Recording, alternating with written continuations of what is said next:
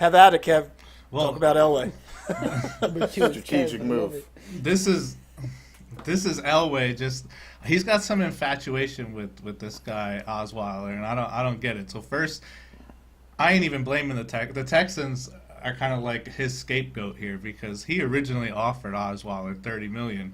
So this should have been his problem from the get-go.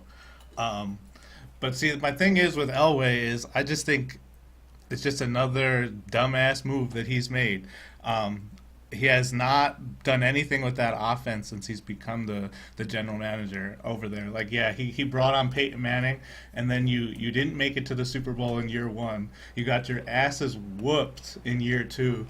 And then when you did win the Super Bowl, it was because of a defense that I think you were lucky to inherit, and it kind of like grew. Like Von Miller was his best pick back in 2011.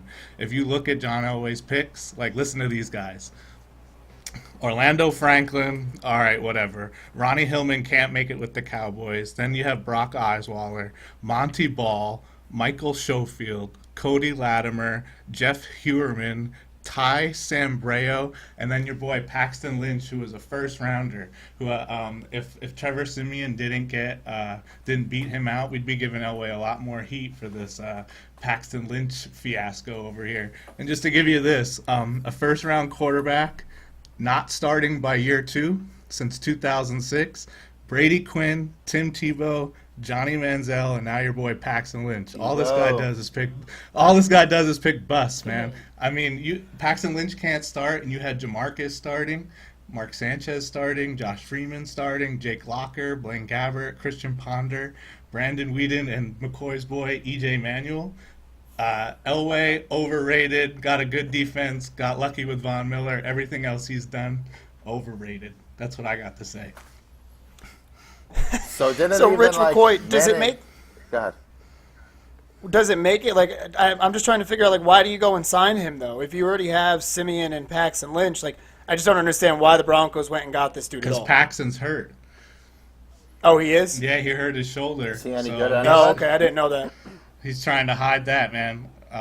Elway's GM career is very similar to his player career. Gets to the big game and then chokes, and then he needs some help to get to revive himself at the end. And that's what his defense is. Even like the Manning signing, though, like that was kind of luck more than him just going out and making a good move, right? Like it just everything worked out 100%. perfectly for Manning to go there. Like what are the chances even like the Colts to let him go to begin with? It's like no, that's just a lucky situation, right? Yeah. Yeah, 100%. That was all just kind of like destiny coming everything together, fell and that into was place. a perfect scenario for him at that spot. Yeah. that offense was already built too. Demaryius Thomas was there. The offensive line at that point was there. Julius Thomas was there. The only thing he added was Emmanuel Sanders, and I think Emmanuel Sanders is good, but I think there's probably like 8 other number 2 wide receivers you could have put next to DT. And Yeah, I mean, there's 8 other results. Emmanuel Sanders in the league.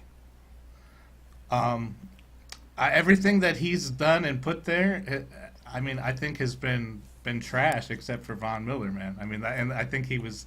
I mean, who's not going to pick him if you're in that position and you have that pick? Like good job, like you know what I mean. Like, but I'm not giving you credit for picking a fucking like that. That was the obvious pick there. That's where I'm going with it. Yeah, you don't get credit for those.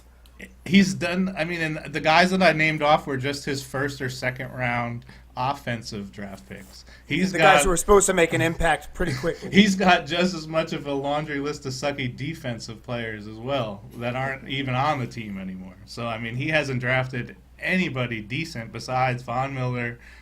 Shane Ray is okay, but he's starting the year on IR. And I'll give him credit. I like the offensive lineman he got in the first, this guy Garrett Bowles, because all he did was get kicked out of all his schools for whooping people's ass, and his lacrosse coach had to help raise him, and now he's just a beast of an offensive lineman. But we'll see if it transitions to the NFL. Cause Sounds like that could be a fun locker room with a character like that. Plus, you got Talib on the other side with the defense. You don't want to play with Talib.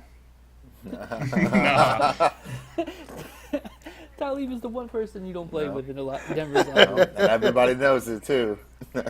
See, and like Talib Elway signed too, but I'm not giving Elway the credit for that. Like, there's already like some hype towards that team with good defensive players there, and like of course they're gonna wanna come play there. That wasn't Elway like going out and like strategically bringing him in. That was just the hype of the Broncos at that point in the defense. Yeah. That he didn't build.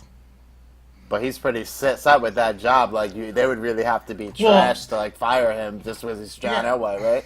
Exactly. That's where I'm going with it. I mean, if he was any other GM in the league, he'd be on the hot seat.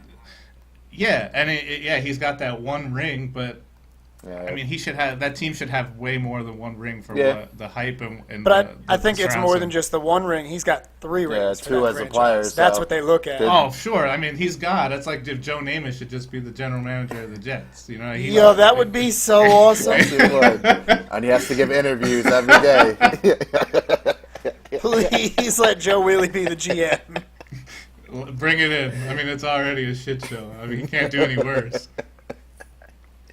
Like, look, like that's another point. Like, he can't. Like, yeah, I'm shitting on Elway here, but Namath would do just as worth. They got a 7th rounder over there, and we're picking Hackenberg in the 2nd, and this guy can't even see the field. So, as much as I'm hating on what they got going over, as much as I got hate for Elway and what they got going on over there, they're still out doing the Jets. It seems they're at least getting in the playoffs and stuff. Yeah, it seems pretty common for GMs to suck, though. Honestly, like I feel like a lot of them make crappy moves. Couldn't you argue, if it wasn't for all the Super Bowl losses, John Elway was the best quarterback ever? Yeah. Yeah, but those QB losses stain his resume so bad. So not to me. I was just as I was doing my research on this general manager topic. He just comes up. His name just kept coming up. Overrated quarterback.